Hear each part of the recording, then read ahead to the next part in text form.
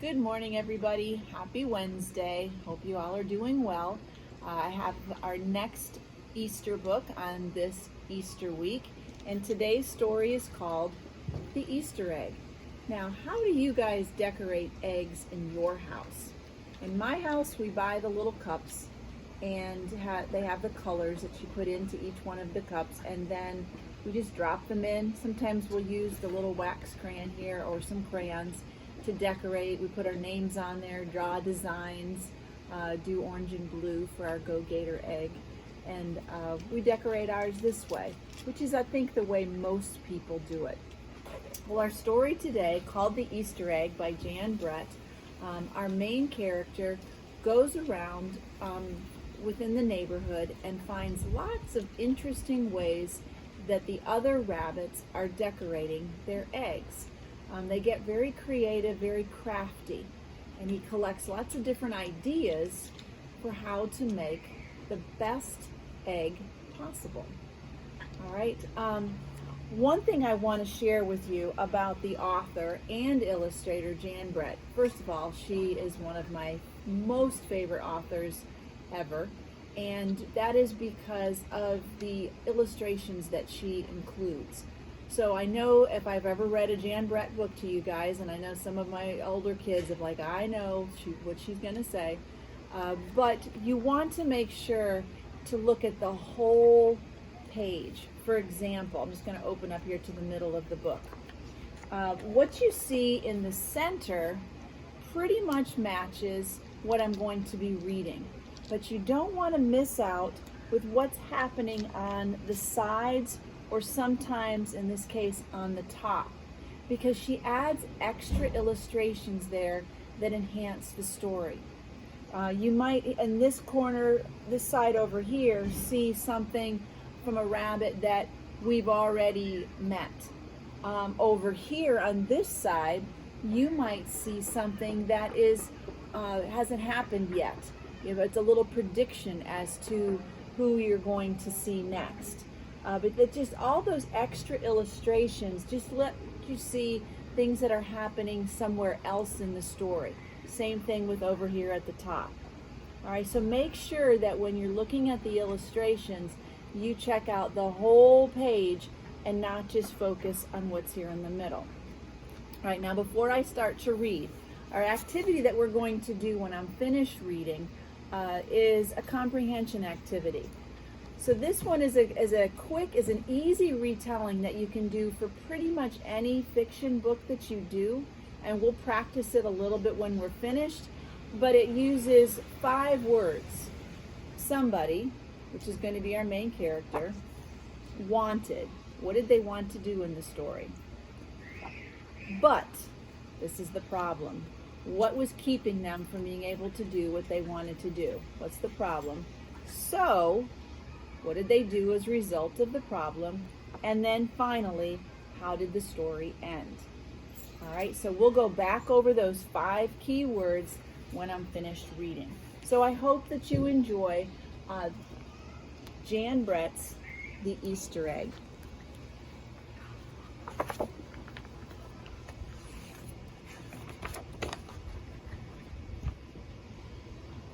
Cheer up, spring is here. Time to start on my first ever Easter egg, Hoppy said. Each year, the bunny who decorated the winning egg got to help the Easter rabbit hide the egg on Easter morning. So here's Hoppy's gonna try to get some ideas to make the very best Easter egg he possibly could. Hoppy had been dreaming about being that bunny all year long, and now it was time to get started. Everywhere Hoppy looked, rabbits were working on dazzling eggs. I need an amazing idea, he thought. Hoppy spotted Flora Bunny planting spring wildflowers in her egg. The Easter rabbit will love these colorful flowers, he thought, and he started picking flowers for his egg. Here's a basket for your flowers, Hoppy, Flora said. So she's cutting the tops off of her eggs, and she's using them for little planters. And then here's our little sneak peek of who we might see next. Chop, chop, scrape, scrape, Hoppy spied Buster Birch carving a magnificent wooden egg. I wish I had some wood for my egg, he wished out loud. Here you go, Hoppy, Buster Birch said, and he put a smooth, round piece of wood in Hoppy's basket. Thank you, Buster, Hoppy said.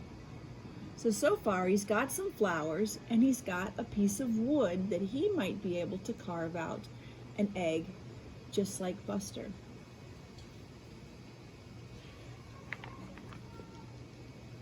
Hoppy was hopping along when the smell of sweetness led him out of the woods and straight to the chocolate egg that Aunt Sassafras was decorating with creamy frosting, squiggles, and bows.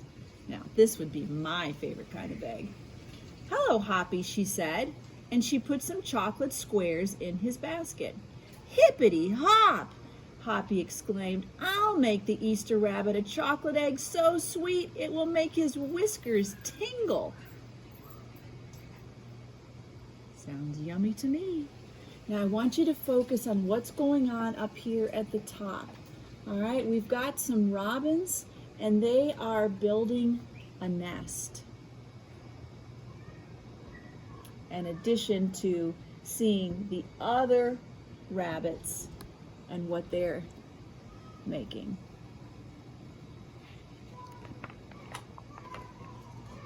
Then Hoppy saw Granny Irene decorating one of her fabulous story eggs. First, she traced a design on the egg with a special tool, and then she dipped the egg in pots of yellow, green, orange, and red dye, adding to the design each time. These are really fancy eggs. Hoppy couldn't believe his eyes. Oh, I'll never make an egg that beautiful, he told Granny Irene. She smiled. Just try, she said, and she gave him one of her special tools. You never know until you try. Looks like the robins have almost got their nest finished.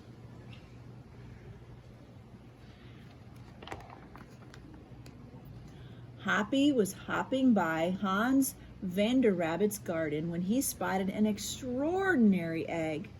Hans was painting a portrait of the Easter Bunny so real that he looked alive. Very artistic. Fantastic, Hoppy exclaimed. Oh, thank you, Hoppy, Hans said.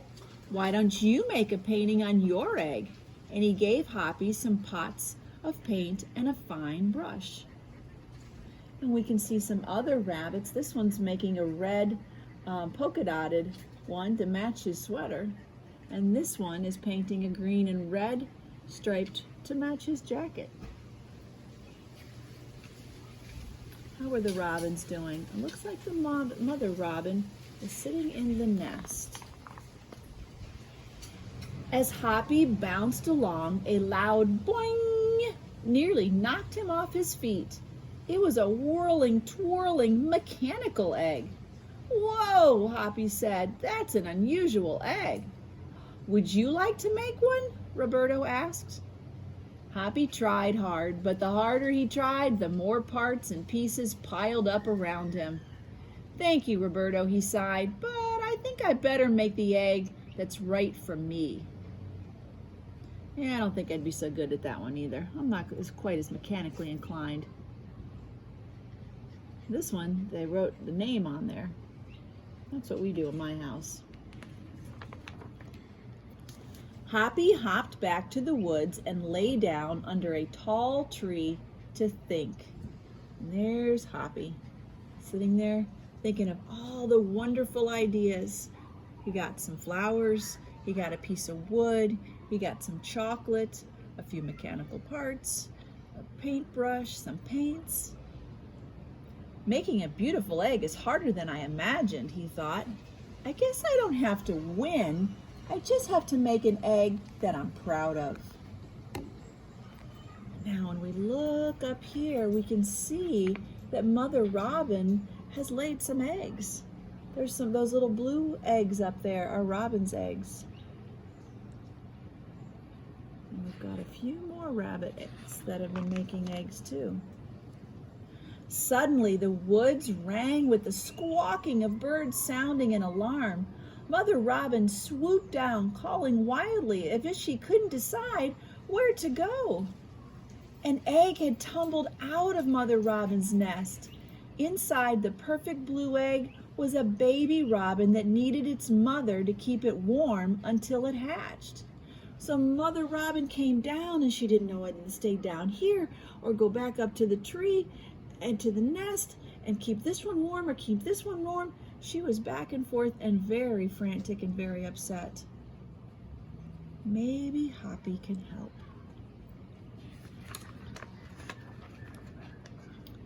Hoppy knew what he had to do.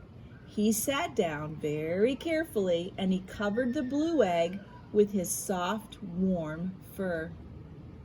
"I'll take care of you the best I can," he whispered. Very relieved, Mother Robin chirped and she settled down on her other 2 eggs. So Mother Robin is back up at the tree to keep those eggs warm while Hoppy keeps this one warm. You see, without keeping the egg warm, the baby birds will never hatch.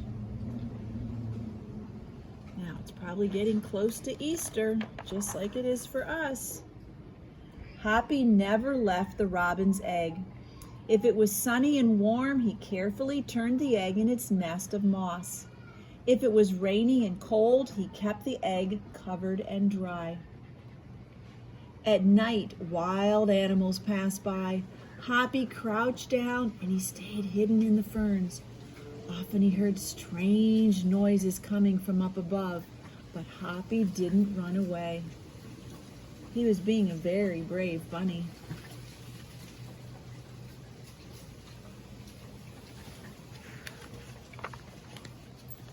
Every day the rabbits worked on their eggs. Tadpoles turned into frogs, buds swelled into leaves, and Easter came closer and closer. Finally, it was time for the rabbits to take their eggs to the glen. They had forgotten all about Hoppy, who was quietly sitting on the blue egg under the tall tree in the woods. Now we can see all of those eggs that the other bunnies had been working on. Got a golden egg. Here's the chocolate one that we saw. There comes the mechanical egg rolling in. There's the one that were made with the plants put on the inside. I think this might be the one that was carved. There's the story eggs. They're all bringing them there for the Easter bunny to take a look at. Meanwhile, we have Hoppy over here, still sitting on the blue egg. Early the next morning, the rabbits waited for the Easter rabbit, and suddenly a beautiful wagon rolled toward them out of the mist. Here it comes.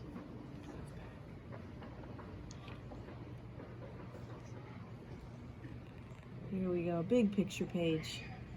And then the wagon stopped. The Easter bunny stepped down from the wagon and admired the decorated eggs one by one. "Oh, you have brought me the most beautiful eggs in the world, but a very special one is not here," he told them. The rabbits were puzzled, very confused. Whose egg could it be? They looked around and they thought they saw everybody's eggs. Whose egg is he talking about? All right, let's see. "Fill my wagon with your wonderful eggs," he said, "and when I return, I will show it to you." And then he disappeared into the woods. There he goes.